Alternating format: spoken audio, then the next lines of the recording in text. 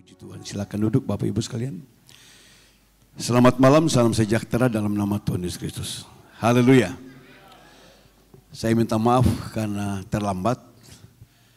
Minggu ini saya ada di 3 daerah. Hari Senin saya ada di Kepulauan Riau, kemudian hari Rabu saya ke Kaltim. Baru tadi malam saya khotbah di Jayapura. Jadi tadi dari Jayapura saya sudah begini bajunya saudara. Itu sebabnya sebentar selesai ibadah jangan dekat-dekat saya. Saudara tahu saya dari Papua. Tadi malam ibadah di Papua dan hari ini di sini, puji Tuhan.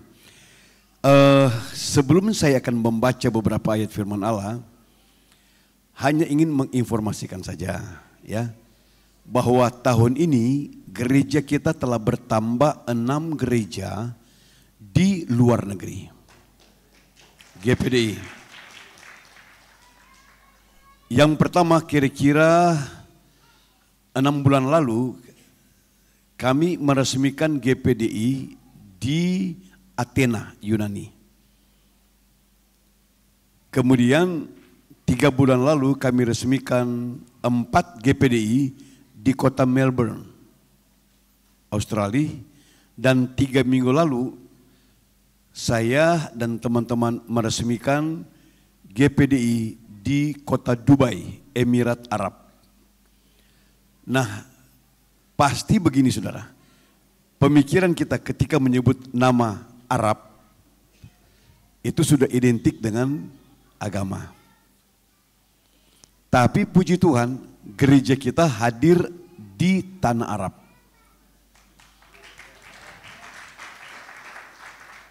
Dan insya Allah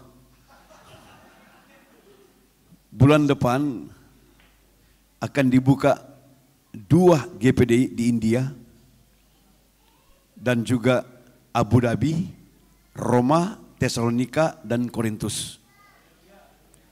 Gereja kita akan hadir di sana, puji Tuhan. Nah, Bapak Ibu sekalian, saya tadi dengar katanya khotbah 30 menit saja gitu. Saya nggak bisa saudara. Saya nggak bisa khotbah 30 menit.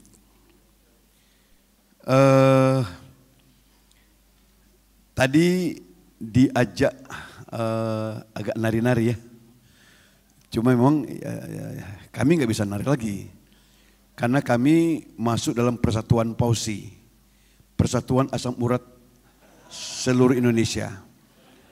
Nanti juga bapak-bapak, ibu-ibu kalau makan demikian, bertambah usia dan makannya golojo, makannya sembarangan akan kena, ini juga akan jadi anggota PAUSI juga. Tapi kalau di Papua, saudara tahu orang Papua kalau ibadah energik banget saudara. Nari mereka di depan. Enggak orang tua, enggak orang muda, enggak anak-anak. Mereka nari. Gitu, puji Tuhan. Nah, saya baca dulu satu ayat dalam Alkitab mendahului ayat yang sudah terpampang di sini. Ini agak miring sedikit Saudara ya.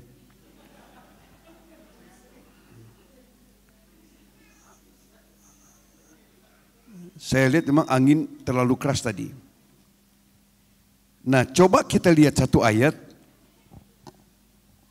mendahului ayat tema yang diambil pada malam hari ini. Di dalam 1 Timotius pasal 3, 1 Timotius pasal 3 ayat 16 tertulis begini, dan sesungguhnya agunglah rahasia ibadah kita. Pertama, Dia yang telah menyatakan dirinya dalam rupa manusia. Saya tidak baca ayat selanjutnya saudara, atau kalimat selanjutnya. Coba perhatikan baik-baik saudara. Di setiap gereja lokal itu ada jadwal ibadah yang sudah tersusun rapi. Hari Minggu ibadah jam sekian, lalu sekolah minggu jam sekian, anak muda jam sekian, ibadah pertengahan minggu demikian dan seterusnya. Dan dari waktu ke waktu kita ikuti jadwal ibadah sesuai dengan yang sudah diatur dalam gereja lokal. Kecuali saudara tidak menetap dalam gereja lokal. Misalnya saudara, jemaat internasional. Karena satu waktu saya mantan pengerja dari Bapak Pendeta Ahamandei. Lama saya pengerja di sana. Waktu saya pengerja, saya ikut paduan suara. Nah, dalam tim paduan suara ini kan banyak, kami ada 40 lebih kurang lebih. Lalu saling kenal satu dengan yang lain. Setelah saya sudah menyendiri dalam pelayanan, tidak lagi dibawa sebagai pengerja di Ketapang. Satu waktu saya ketemu dengan teman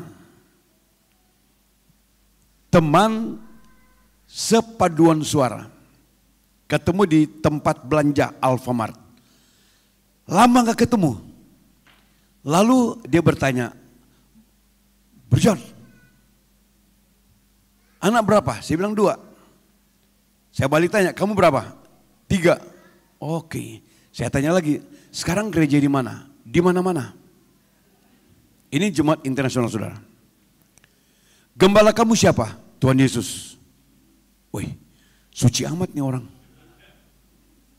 2 bulan kemudian ketemu lagi. Itu hari Rabu. Dan dia berkata begini, waduh kebetulan John, ketemu kita. Dia bilang kenapa? Hari Minggu datang dong ke gereja, ke rumah saya. Kenapa? Anak saya Yareh, ulang tahun. Nah, naluri orang Manado muncul. Kalau ulang tahun pasti makan. Sudah tahu filosofi orang-orang Manado, orang tua ajar begini kepada anak-anak. Nak, lebih baik kamu bodoh di meja belajar daripada di meja makan. Itu filosofi orang Manado, saudara. Pokoknya kalau sudah soal makan, apa yang nggak bisa dimakan oleh orang Manado? Semua angkatan udara, angkatan darat, angkatan laut. Yang menjalar di tanah, itu dimakan juga semua, saudara. Yang merayap di tanah, kecuali kabel. Oke, saya bilang baik, saya datang. Tapi saya datang di jam 9 malam. Aduh jangan Bro John, tolong deh datang jam 6. Saya bilang gak bisa, saya ada acara. Jam 9 saya datang, saya bawa kado, saya makan, saya pulang. Dia ngotot, minta dong tolong, datang jam 6 sore. Saya bilang gak bisa. Saya penasaran, saya tanya kenapa? Gak ada yang khotbah. Saya ingat 2 bulan lalu dia bilang gembalanya Tuhan Yesus. Saya bilang, Zes, panggil aja Tuhan Yesus khotbah. Kita sebagai jemaat harus ada dalam gereja lokal. Digembalakan oleh gembala gereja lokal. Karena kalau kita lihat dalam dimensi gereja, ada gereja yang sifatnya universal, dalam bahasa Alkitab, tubuh Kristus. Siapa gembala dari tubuh Kristus? Yesus gembala agung.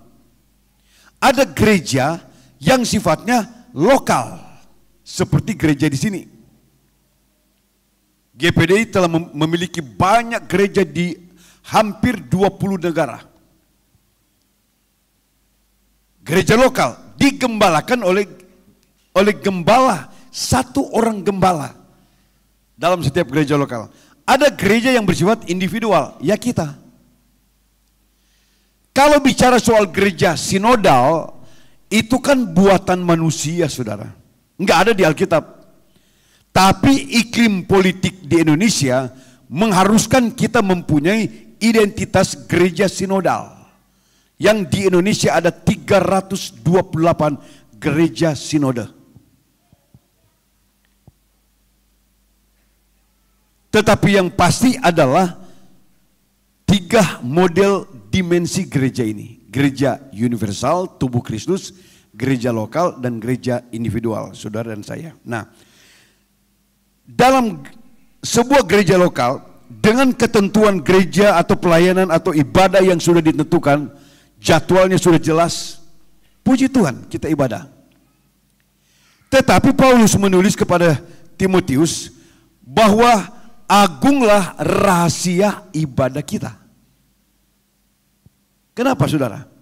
Dalam ibadah Natal seperti ini, Kita semua tahu adanya ornamen-ornamen Natal, pohon Natal, lilin, kemudian dan sebagainya. Untuk apa? Kita ibadah memperingati lahirnya Yesus Kristus. Amin. Siapa dia? Baca ayat ini, dia yang telah menyatakan dirinya dalam rupa manusia. Siapa yang disebut dia ini? Allah. Dan salah satu sifat Allah adalah roh adanya. Saudara pernah melihat angin?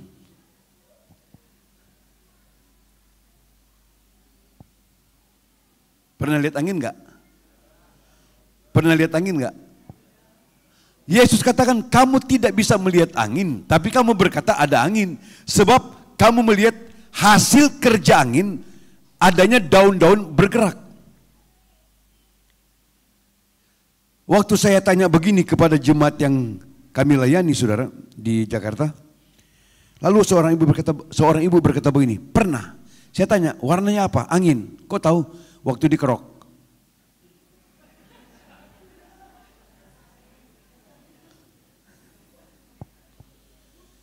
Iya. Makin banyak angin, makin merah, makin hitam, saudara. Angin tidak bisa kelihatan. Roh, dari kata ruah, enggak kelihatan. Dan Allah kita sifatnya tidak kelihatan. Manusia dapat melihat Allah pada waktu Adam dan Hawa ada di Taman Firdaus. Dalam masa kekekalan di satu tempat yang tidak dibatasi dengan ukuran waktu, yaitu di Firdaus. Manusia, Adam dan Hawa berinteraksi dengan Allah secara langsung. Tetapi setelah manusia jatuh ke dalam dosa, Adam dan Hawa, dan terusir dari Taman Firdaus, sejak itulah manusia tidak dapat melihat Allah.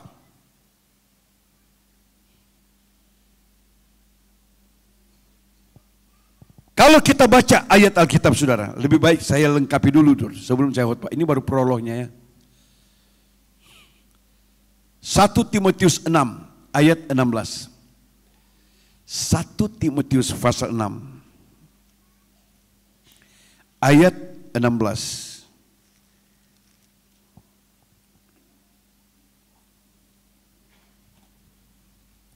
Saya akan baca ayat ini. Tertulis demikian. Dialah satu-satunya yang tidak takluk kepada maut, bersemayam dalam terang yang tak terhampiri. Seorang pun tak pernah melihat dia, dan memang manusia tidak dapat melihat dia. Baginya lah hormat dan kuasa yang kekal. Amin. Tertulis dalam Alkitab, ketika Allah mengunjungi Musa di padang rumput Midian, Allah akan menyuruh Musa kembali ke Mesir, bawa balik orang-orang Israel ke tanah perjanjian, ke tanah Kanaan. Kenapa disebut tanah perjanjian? Karena 500 tahun yang lalu Allah berjanji kepada nenek moyang mereka Abraham akan mendapatkan keturunan yang banyak, tapi keturunannya akan menjadi orang asing di negeri lain. Aku akan kembalikan mereka ke situ. Itu sebabnya disebut tanah perjanjian. Musa hanya melihat belukar yang bernyala, tapi tidak hangus. Dari dalam belukar yang bernyala terdengar suara Allah. Apa yang disebut dalam Alkitab? Musa jatuh seperti orang mati. Dalam kitab Nabi Daniel, Raja Belshazzar sedang berpesta pora, hanya melihat ujung jari Allah menulis di dinding, Menai Menai Tekel Uversin. Dia jatuh seperti orang mati. Cuma herannya di Jakarta dulu, saudara, ada pendeta yang tiap hari ke surga. Iya. Waktu khotbah di Manado, dia berkata, tadi pagi saya smokol dengan Tuhan. Smokol itu sarapan, saudara. saya sarapan dengan Tuhan Yesus di sorga. Yang makanan yang dimakan lagi apa saudara? Bubur Manado. Sambiki. Siapa yang bawa sambiki ke sorga saudara? Enggak ada manusia bisa melihat Allah. Enggak ada. Itu sebabnya peran iman kita sangat vital sekali. Karena kita menjalani hidup imanen kita dari hari ke hari hanya dengan iman. Kita belum melihat apa-apa. Makanya Paulus tulis dalam surat Korintus pasal 13, kalau kita sudah sempurna, maka kita akan melihat Dia muka dengan muka. Sekarang belum bisa saudara. Hanya kita imani Tuhan ada. Amin. Dia Maha Penolong. Saya suka lagu tadi. Berkali-kali Ia menolong. Kita imani. Puji Tuhan. Kita buka ayat Alkitab temanya saudara. Kitab Nabi Yesaya pasal 7. Ayat 14.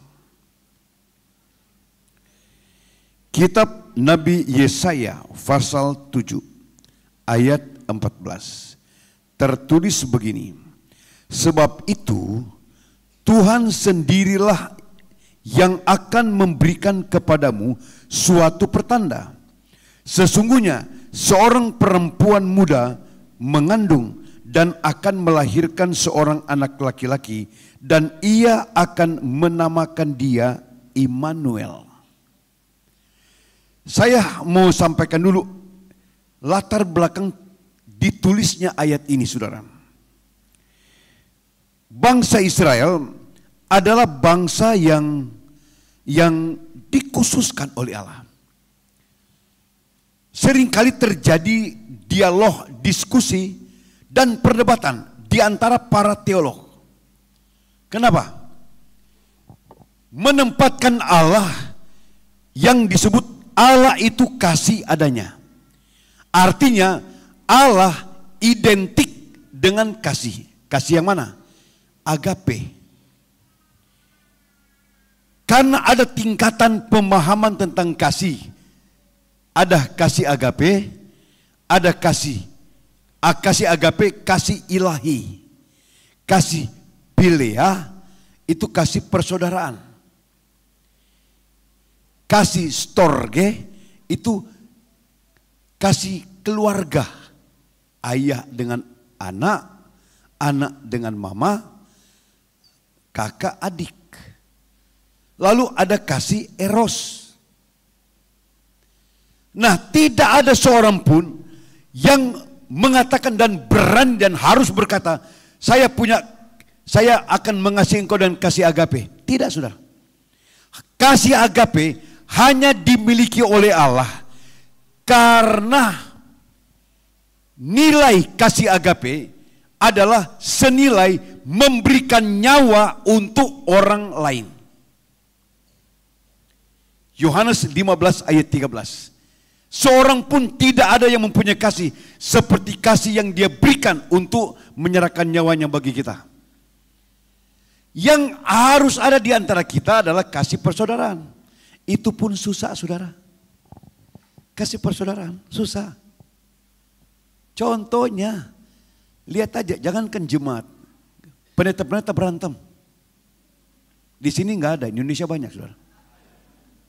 Iya. Apalagi dengan sarana medsos sekarang. Saya sampai berpikir, biasanya, dan ini sudah satu kebiasaan wajib saudara ya, gembala-gembala jemaat biasanya minimal jam 5 pagi sudah berdoa. Kalau saya ikut azan subuh. Ketika terdengar azan subuh, saya terbangun. Puji Tuhan, menolong buat saya saudara. Daripada pasang alarm, kadang-kadang nggak mempan. Tapi kalau azan subuh itu, wah itu mempan saudara. Benar. Saya bisa bayangkan mereka berdoa, masa kita nggak berdoa? Jadi saya ikuti. Puji Tuhan, ada yang membangunkan saya. Nah, setelah bedstone yang kita seringkali ucapkan, bedstone. pagi, habis berdoa amin, ambil HP, saya suka. Banyak hamba Tuhan kirim ayat kepada saya. Dan saya baca semuanya. Puji Tuhan. Tapi ada juga yang ambil HP mulai maki-maki orang. Saya bisa bayangkan nilai tingkat kerohaniannya. Makanya saya seringkali berkata, jangan nilai rohani seseorang dari penampakan karunia-karunia roh. 9 karunia roh itu digambarkan seperti sebuah pohon yang dihiasi seperti ini. Saya mau tanya kepada Ibu Gembala di sini. Ini kira-kira bulan April masih ada enggak? Pohonnya masih ada enggak? Enggak ada kan? Pasti. Dibongkarlah. Nah, mulai hiasannya dicopot-copot. Disimpan untuk tahun depan. Itulah seseorang yang dihiasi dengan karunia roh. Nilailah rohani seseorang dari buah roh. Karena kalau buah roh itu keluar dari hidup pribadi melalui interaksi dengan firman dan Roh Kudus. Bukan dari karunia roh. Karunia roh itu perlu, saudara, melengkapi pelayanan kami hamba-hamba Tuhan. Perlu. Tetapi rohani kita dinilai dari buah roh. Buah roh yang pertama apa? Apa? Kasih. Apa Alkitab tulis? Kejarlah kasih itu. Apa Alkitab tulis? Peliharalah kasih persaudaraan. Apa Alkitab tulis?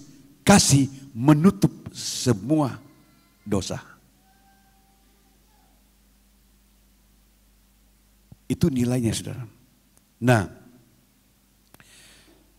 pada waktu bangsa Israel, jadi karakteristik dari kitab Nabi Yesaya ini begini, saudara.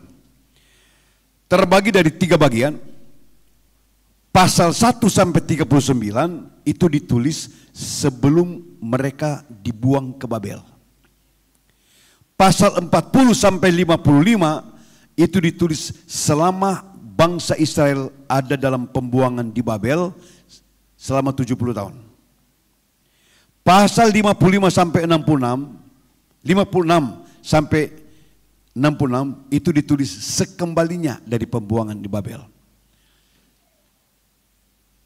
Kenapa orang Israel dibuang ke Babel? Karena bukan kelalaian saja, saudara. Pelanggaran yang mereka lakukan. Apa pelanggaran yang dilakukan oleh bangsa Israel? Begini. Dalam Taurat ada yang dikenal sebagai bagian dari tahun Sabat. Sabat artinya perhentian.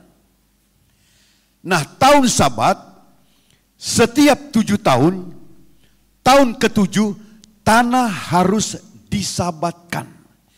Tidak boleh diolah. Jadi tahun pertama sampai 6 silakan tanah itu diolah.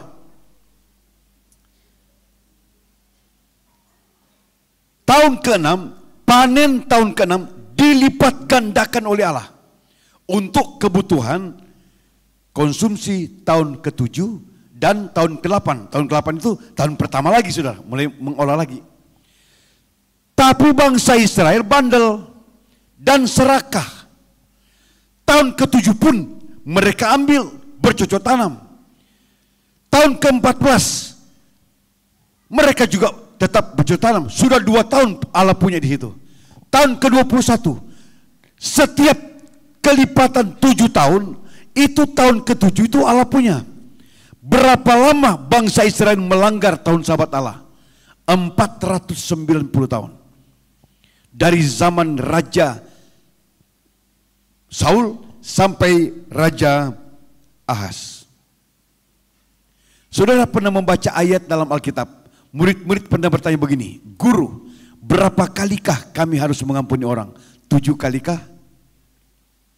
Yuk teman-teman pendeta. Berapa kali? 70 kali 7. Berapa? 400. Allah gunakan nominal itu, jumlah itu. Allah kumpul pelanggaran orang Israel selama 490 tahun.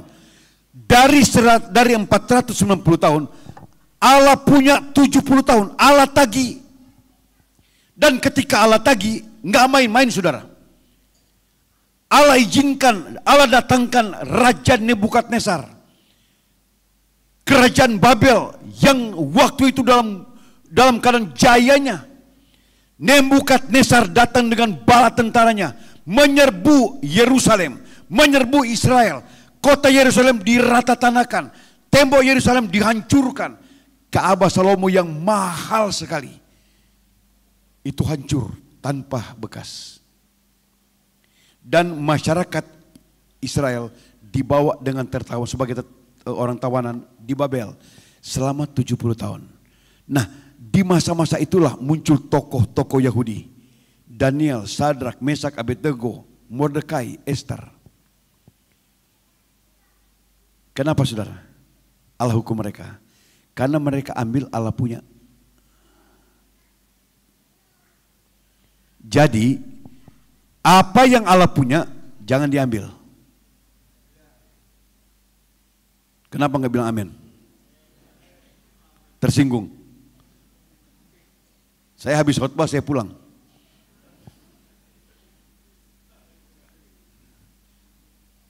Kalau kita ambil Allah punya, satu waktu Allah tagih. Lambat atau cepat Allah tagih. Seorang Farisi datang kepada Yesus, bertanya, tapi motivasinya untuk mencoba Yesus, menguji Yesus. Guru, apakah murid-muridmu harus membayar pajak? Yesus tidak mikir saudara. Terlalu mudah untuk Yesus menjawab. Dia berkata, berikan kepada sekeping uang. Lalu ditanya, ini gambar siapa? Gambar Kaisar. Kembalikan kepada Kaisar apa yang Kaisar punya, kembalikan kepada Allah apa yang Allah punya. Titik. Jadi apa yang Allah punya jangan ditahan. Jangan. Kata orang Papua, kau su tahu itu. Itu bahasa orang Papua saudara. Kau su tahu itu. Saya sering ke Papua jadi sudah belajar bahasa Papua. Ada seorang bapak pendeta saudara. Dulu dia petani. Sekarang jadi pendeta. Lalu dia bersaksi. Dulu saya masih petani. Pagi-pagi. Ini cara orang Papua ngomong. Pagi-pagi sapi naik kelapa. Saya pergi naik kelapa. Tapi kan mereka dipotong saudara. Saya. Pergi pi, naik kelapa. Jadi sapi naik kelapa. Lalu seorang omong berkata begini, darah Yesus. Di Papua sapi naik kelapa.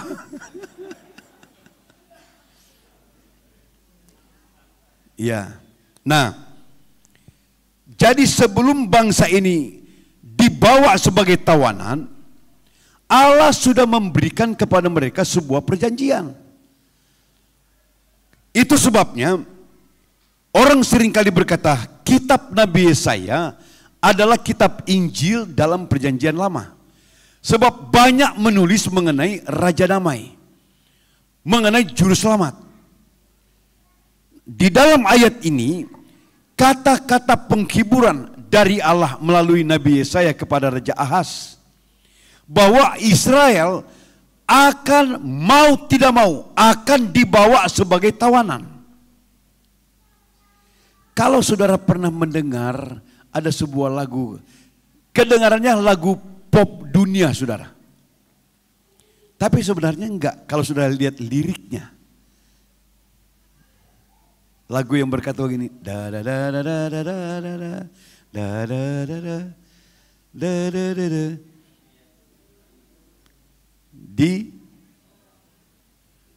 Di Blora, di tepi sungai Babylon. Baca ayat Alkitab dalam kitab Mazmur, para putri Sion menggantungkan kecapi mereka di pohon gandar sambil menangis karena mereka dibawa sebagai tawanan.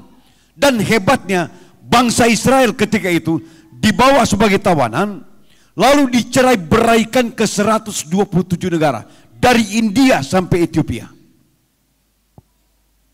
Jadi tidak dikonsentrasikan di satu tempat. Tetapi sebelum mereka dibawa sebagai tawanan, sudah dijanjikan oleh Allah lewat Nabi Yesaya bahwa kamu akan tetap dijaga oleh Tuhan. Makanya muncul dalam kitab Nabi Yesaya pasal 46 ya. Sampai masa tuamu aku tetap menggendong kamu. Artinya bangsa ini adalah bangsa perjanjian, saudara. Kalaupun sekarang ini seolah-olah bangsa Israel diizinkan Tuhan tidak pernah berhenti, itu karena kesalahan mereka menolak hadirnya Yesus sebagai Mesias. Bangsa Israel, negara Israel, populasi masyarakatnya kurang lebih 9 juta lebih. Dan kalau lihat perbandingan pemeluk agama di sana, 1,6 juta orang itu Muslim.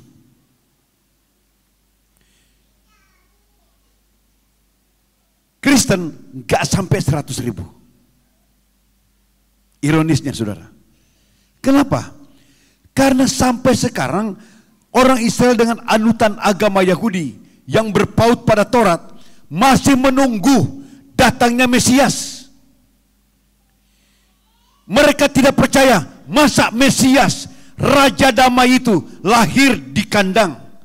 Mesias harus lahir di sebuah istana mewah. Itu paradigma pikir dan keyakinan orang Israel.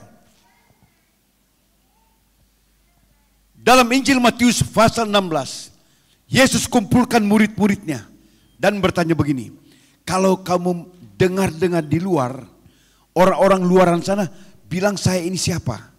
Lalu murid-murid berkata, ada yang bilang engkau adalah Elia, engkau adalah Elisa, engkau adalah Musa, dan lain sebagainya. Lalu kata Yesus, tapi kalau menurut kamu, aku ini siapa? Petrus dengan latar belakang tingkat intelektualitasnya yang tidak seperti orang lain, dia berdiri dan berkata, engkau adalah Mesias, anak Allah yang hidup. Saya tidak merendahkan, saya tidak mendiskreditkan status sosial dari Petrus. Dia seorang nelayan. Makanya kata Yesus, Petrus, bukan manusia yang memberikan perkataan itu kepadamu, melainkan Bapa di sorga. Ada pengakuan dari Petrus yang tadinya berlatar belakang pemeluk agama Yahudi, mengakui Yesus adalah Mesias yang diurapi.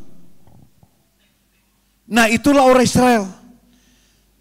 Tetapi karena Israel menolak Mesias, Yesus, bahkan sampai membawa dia tergantung di atas kayu salib, mereka dibuang. Dalam Roma pasal 11, untuk sementara orang Israel dibuang. Dan anugerah Allah menjangkau kita yang bukan Israel. Haleluya. Itulah disebut anugerah, pemberian tanpa pamrih.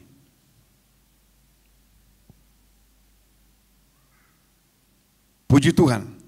Nah, kemudian dalam penyampaian Nabi Yesaya kepada Ahaz, bahwa kamu, karena Ahaz bertanya, apa tandanya penyertaan Tuhan bagi kami? Lalu Yesaya katakan, tandanya ini, ayat 14 tadi. Sebab itu Tuhan sendirilah yang akan memberikan kepadamu suatu pertanda. Sesungguhnya seorang perempuan muda mengandung dan seterusnya. Saya tidak begitu suka dengan kata perempuan muda. Kalau ada saudara yang punya Alkitab lama, simpan itu.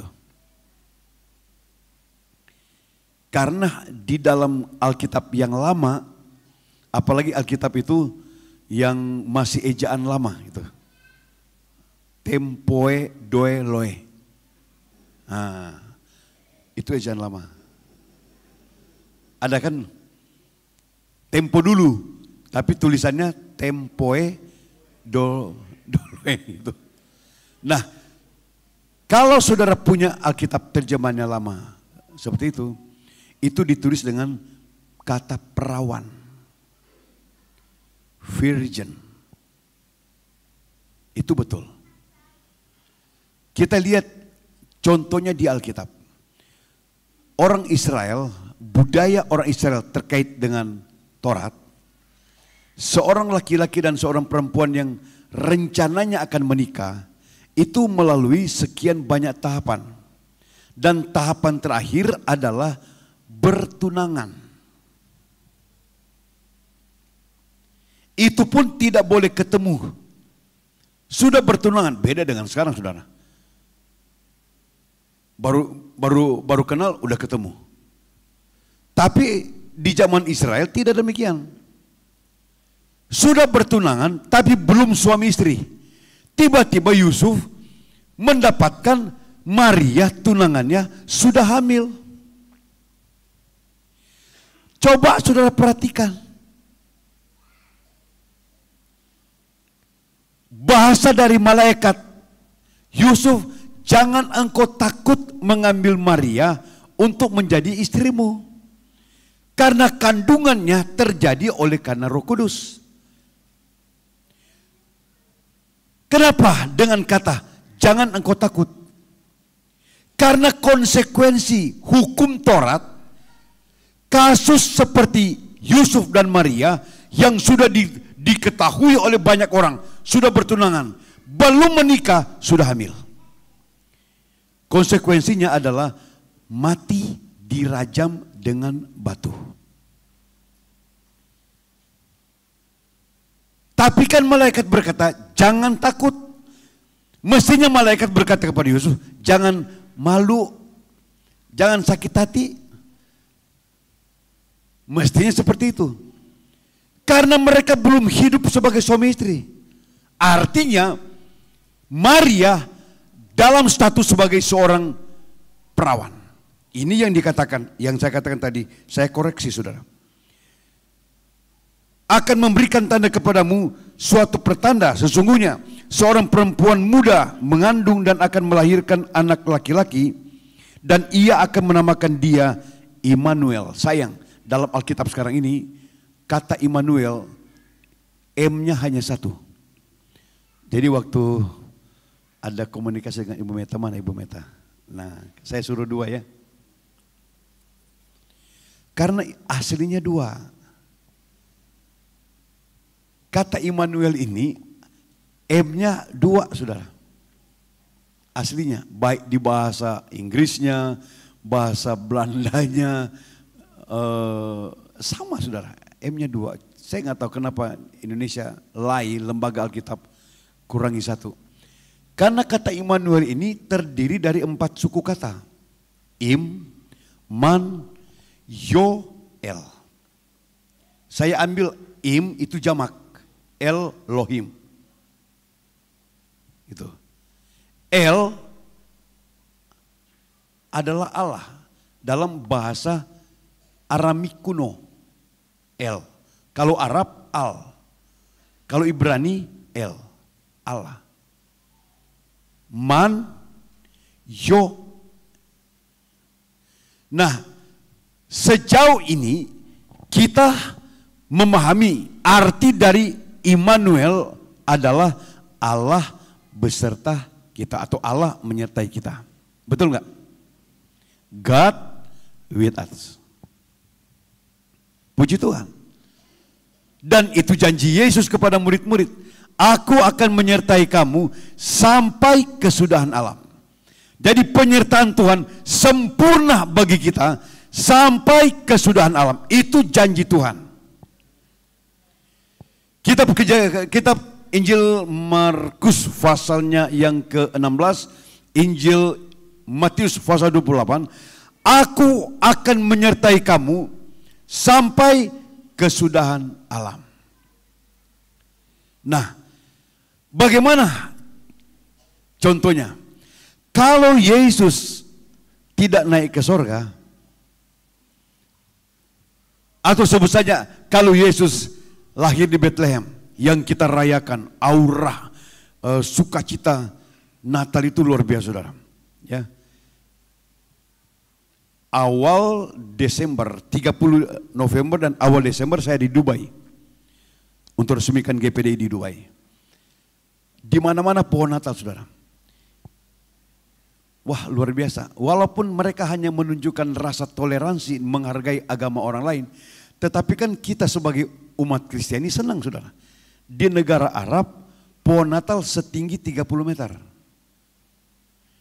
Dan di rumah-rumah orang-orang kaya, tentunya orang-orang kaya, orang-orang sana, saudara ya, yang raja-raja minyak, juga ada hiasan Natal. Puji Tuhan. Tapi saudara, kalau kita hanya bertemu dengan perayaan Natal di Bethlehem tanpa jual juta, omong kosong, saudara. Nggak ada artinya. Nilai kasih agape dari Allah yang disebutkan betapa besar kasih Allah akan dunia ini. Nilai besarnya kasih Allah tidak ada artinya kalau hanya sampai pada peristiwa Bethlehem.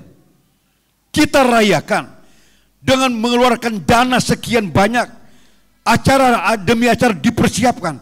Tapi kalau tidak ada peristiwa jual juta, semua tidak ada nilainya, saudara. Hanya sebuah legenda menceritakan ada seorang bayi lahir di kandang, dibaringkan dalam palungan dan seterusnya. Tetapi Bethlehem berlanjut sampai ke Golgota. Golgota berlanjut, Yesus dikuburkan, dibangkitkan, dinaikkan ke surga, dan akan datang kembali. Nah, kalau seandainya Yesus yang lahir di Bethlehem bertumbuh secara lahiriah, menjadi besar, tetap warga negara Israel, kapan Yesus bisa ke Indonesia? Sedangkan Indonesia tidak punya hubungan diplomat dengan.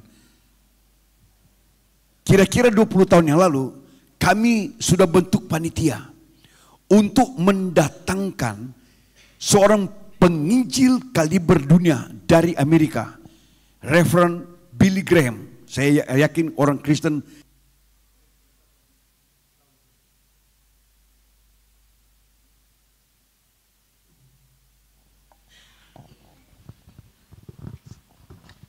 terima kasih. Kami sudah bentuk panitia, tapi enggak dikasih izin, saudara. Amerika dan Indonesia punya hubungan diplomatik yang baik, tapi enggak diizinkan. Kenapa? Seorang penginjil kaliber internasional, warga negara Amerika, apalagi Yesus orang Yahudi, kapan bisa datang ke Indonesia? Makanya misi Allah, Allah yang roh itu tidak kelihatan, dia menjelma menjadi manusia. Dia berknosis, dia hampakan seluruh atribut ilahinya menjadi manusia, lebih rendah dari manusia, disebut sebagai hamba. Dan dia mati di kayu salib. Saya mengajarkan begini, saudara. Kita perlu tahu, di dunia ada ribuan agama. Ada agama yang bersifat universal, internasional, dan modern. Ada agama yang bersifat lokal dan tradisional. Ada ribuan agama. Adakah satu agama yang bisa menyelesaikan dosa? Tidak ada, saudara. Termasuk agama Kristen. Kalau Kristen dikategorikan sebagai agama. Nah, orang perlu beragama dengan berbagai model dan anutan yang diyakini. Salah, tidak salah, kita harus hormati agama orang lain. Jangan sekali-kali menista agama orang lain, karena itu nilai kepercayaan yang sangat esensial sekali, sangat mendasar. Tetapi agama itu menjawab sebatas kebutuhan rohani kita, batinia kita. Contoh agama tradisional, orang pergi ke kubur, bawa kue sesajen, sampai di kubur dia ngomong, "Papa, makan ya, nanti sebentar anjing juga yang makan, saudara." Atau orang bawa sesajen, pergi mata air, ngomong, komat kamit di mata air, Dia tinggalkan sesajennya, pulang, lega enggak? Lega, batinnya terjawab. Persoalan, dosa siapa yang selesaikan? Tidak ada. Allah dalam roh yang tidak kelihatan menjelma menjadi manusia. Dalam kemanusiaan itulah diwujudkan dengan lahirnya Yesus di dalam kandang Betlehem. Untuk apa? Untuk menyelesaikan dosa di atas kayu salib. Makanya kata Yesus, akulah jalan, kebenaran dan hidup. Tidak ada seorang pun bisa sampai kepada Bapa kecuali melalui aku. Karena hanya dialah yang dapat menyelesaikan dosa. Kalau kita baca Alkitab, Yesaya pasal 9, ada 5 nama atribut yang disandangkan kepada nubuatan anak yang dilahirkan itu. Sayangnya di Indonesia, bahasa Indonesia hanya 4. Ini saya koreksi kepada teman-teman yang ada di LAI. Sebenarnya kenapa hanya 4? Kalau di bahasa Indonesia, penasihat ajaib, kemudian Bapa yang kekal, Allah perkasa, Raja damai. Dalam bahasa Inggris lain, ada 5. Counselor, Wonderful, the Everlasting Father, Mighty God, dan terakhir The Prince of Peace. 5. Nah, Allah yang perkasa, Mighty God, the Mighty God, bahasa Ibraninya Gebura, artinya pembuat mujizat. Makanya Yesus adalah pribadi pembuat mujizat. Haleluya. Satu waktu saudara, ada ibu-ibu, beberapa tahun lalu saya diminta untuk jadi pembina rohani dalam trip ke Israel. Rombongan itu adalah rombongan dari Pas Pampres. Saya diminta jadi pembina rohani karena beberapa kali saya khotbah di Tanah Abang, di kompleks Pas Pampres. Kemudian ketemu dengan beberapa ibu. Saya kenal mereka dari Indonesia, apalagi logat mereka saudara. Saya kenal sekali. Mereka kenal saya pendeta karena waktu makan saya berdoa. Nah, 6 orang dari rombongan ibu-ibu ini yang datang dari daerah ini, mereka pergi ke danau Tiberias di dermaga. Lalu kemudian mereka mau sewa kapal kecil ke tengah danau, foto-foto, balik lagi. Tanya mereka, kira-kira berapa harganya sewa kapal? Ada seorang ibu yang bisa bahasa Inggris, dia tanya kepada pemilik kapal. 2 jam $800. Seorang ibu ambil tas, dia buka tas, dia ambil kalkulator, dia coba konversikan. Waduh, 12 juta rupiah. 12 juta rupiah.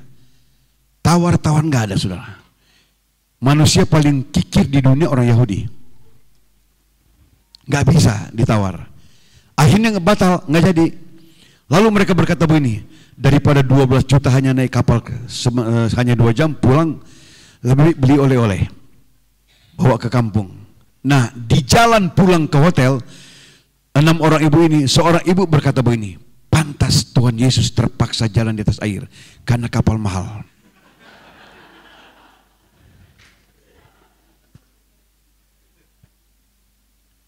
Tapi puji Tuhan bukan orang GPDI saudara. Karena kita percaya Allah kita dalam Yesus adalah Allah pembuat mujizat. Haleluya. Nah, itulah yang kita rayakan. Immanuel, Allah beserta kita. God with us. Yang kedua, Allah di dalam kita. God in our life. Kita buka beberapa ayat Alkitab. Injil Yohanes pasal 14.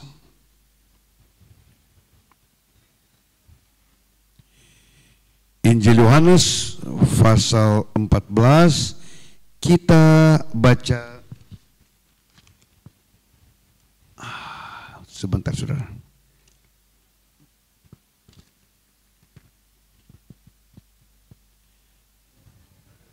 ayat 23.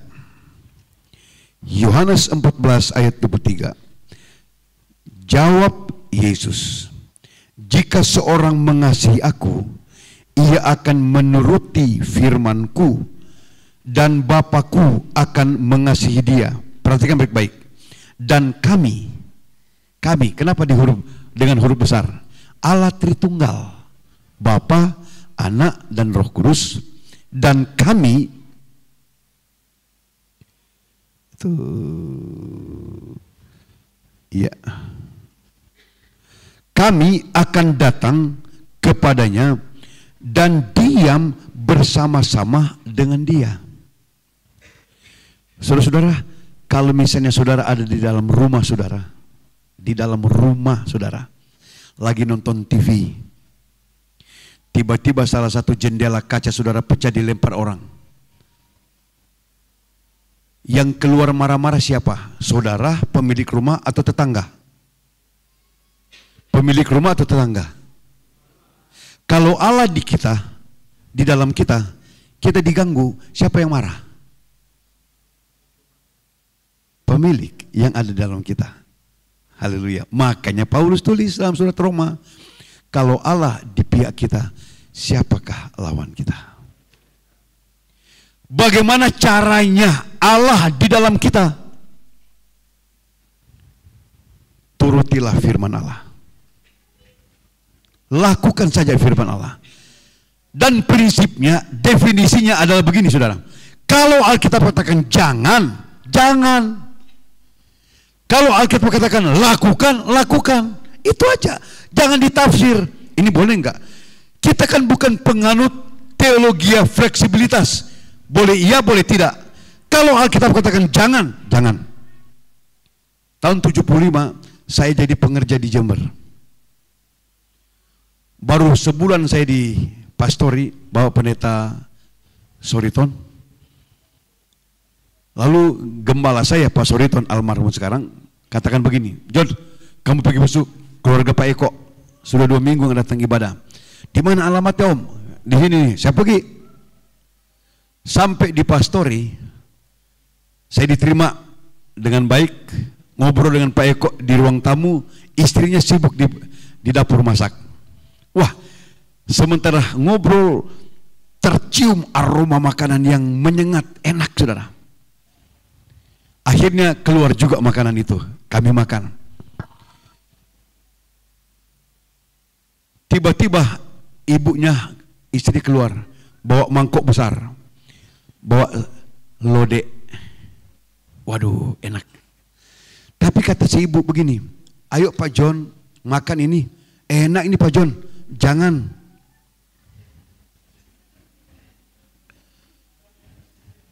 Saya nggak makan saudara. Keluar lagi ibunya, loh Pak John, kok nggak dikorek? Wah enak ini Pak John, jangan. Ya saya nggak makan. Pulang ke pastori, saya cerita kepada siapa? Kawan saya, Pak Pendeta Yosminandar. Lalu mereka dengar ketawa, mereka, bodoh kamu. Jangan, itu artinya sayur. Saya mau pulang lagi, udah gak enak badan saya.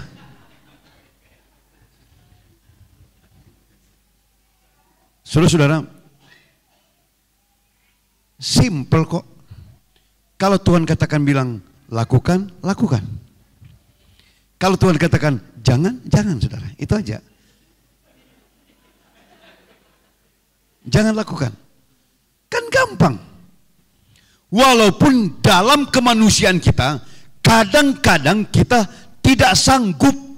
Contoh, tadi saya lihat sopir yang bawa mobil yang saya tumpangi, wah dia ngebut. Saya nggak takut sudah, sebab saya juga suka ngebut. Pernah saya ngebut, lampu merah saya terabas. Di depan polisi udah nunggu. Dia stop. Saya lihat namanya Ari Tonang. Wah ini Kristen ini pasti. Lalu dia minta SIM saya. Wah Pak Pendeta. Selalu iya Pak Pendeta. Nggak lihat lampu merah ya? Saya lihat Pak. Kenapa lihat diterobos juga? Saya nggak lihat Bapak.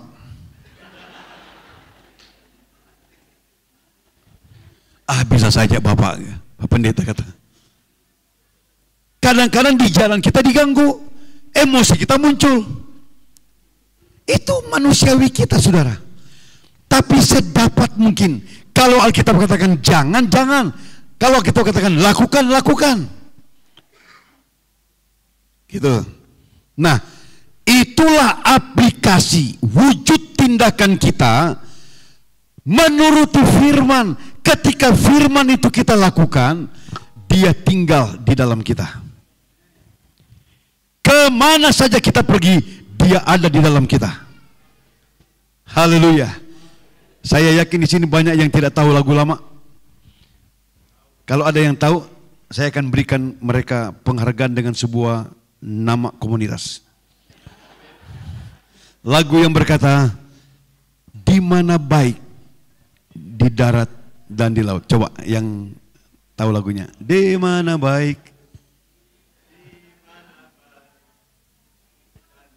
Ya, di waktu senang atau di pinggir maut. Ku tahu cintanya tolong padaku. Nah itu lagu Tempo Doelwe. Artinya orang yang tahu lagu ini ada dalam komunitas orang jadul.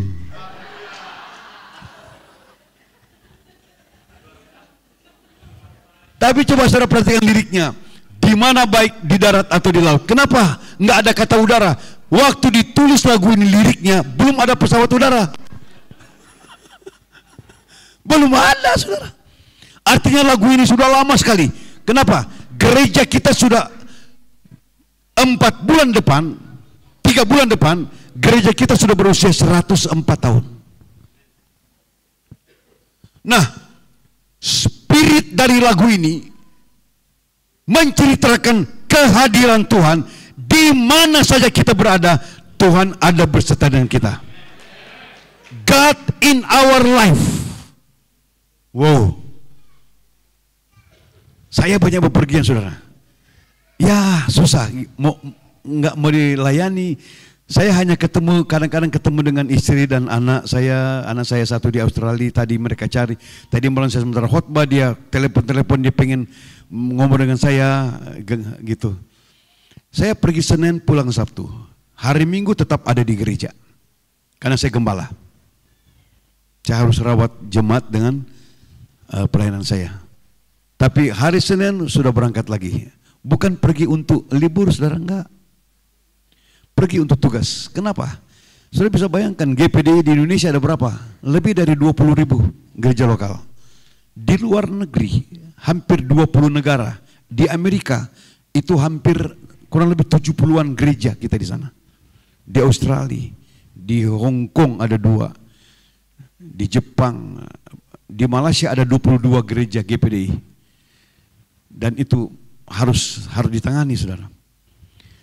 Tapi penyertaan Tuhan itu sempurna, saudara.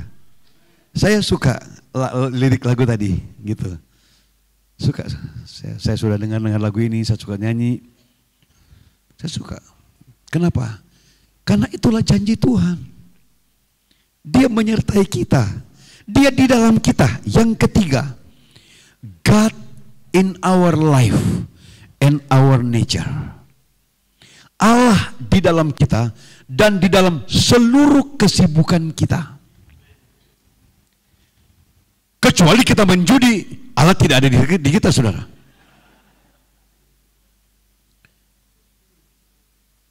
Tapi kalau kita ada dalam kehidupan yang pantas sesuai firman, Allah juga turut, dia bekerja untuk kita. Satu ayat Paulus tulis dalam surat Roma pasal 8.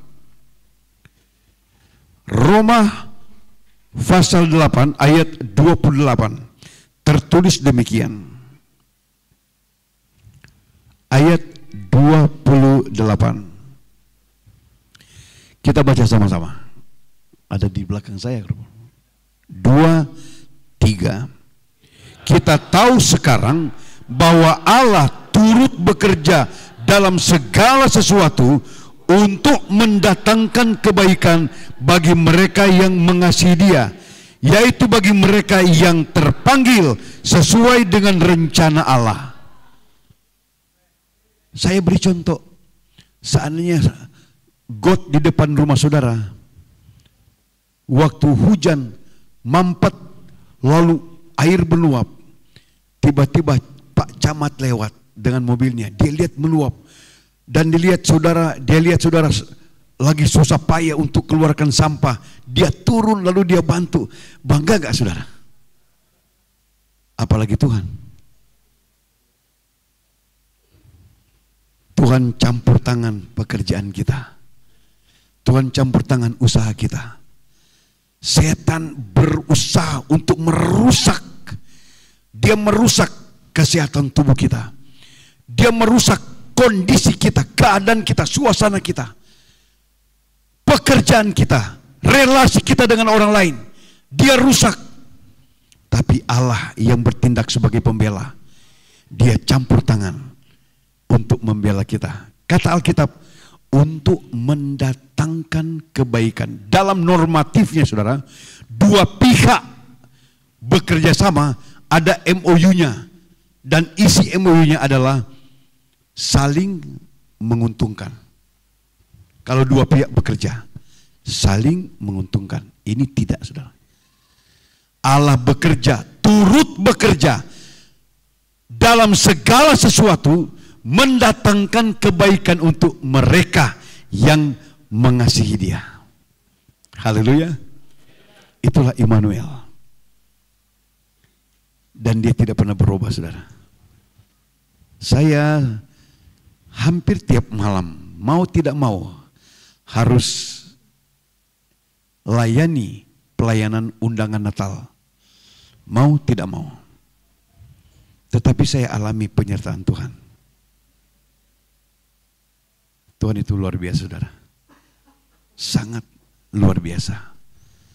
Hadirkan Tuhan dalam hidup kita, dalam semua usaha kita, dalam semua aktivitas kerja kita, dalam pelayanan kami sebagai hamba-hamba Tuhan, dalam rumah tangga, di mana kita berada, Tuhan ada beserta dengan kita. Haleluya. Kita akan berdoa.